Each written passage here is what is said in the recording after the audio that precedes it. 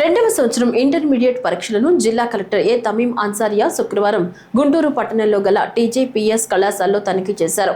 విద్యార్థులు పరీక్షలు రాస్తున్న తీరును గమనించారు. పరీక్షా కేంద్రంలో కనీస అవసరాలైన త్రాగునీరు, వైద్య శిబిరాలు ఏర్పాట్లను పరిశీలించారు. పరీక్షల సమయంలో నిరంతరాయంగా విద్యుత్ సరఫరా, విద్యార్థులు సకాలంలో పరీక్షా కేంద్రాలకు చేరుకున్నటకు బస్ సౌకర్యం తదితర అంశాలను అడిగి తెలుసుకున్నారు. పరీక్షా కేంద్రాల వద్ద 144 సెక్షన్ అమలు, పరీక్షల సమయంలో చుట్టుపక్కల జిరాక్స్ మిషన్ దుకాణాలు మూసివేయడం అంశాలను గురించి వాకబు చేశారు. రెగ్యులర్ ఇంటర్మీడియట్ పరీక్షలు మార్చి 24వ తేదీ వరకు కొనసాగనున్నాయి. ప్రతిరోజు ఉదయం 9 గంటల నుంచి 12 గంటల వరకు జిల్లాలో 87 కేంద్రాల్లో ఇంటర్మీడియట్ పరీక్షలు జరుగుతున్నాయి. కళాశాలలో చేసిన ఏర్పాట్లను పరీక్షా కేంద్రం సూపరింటెండెంట్ వివరించారు.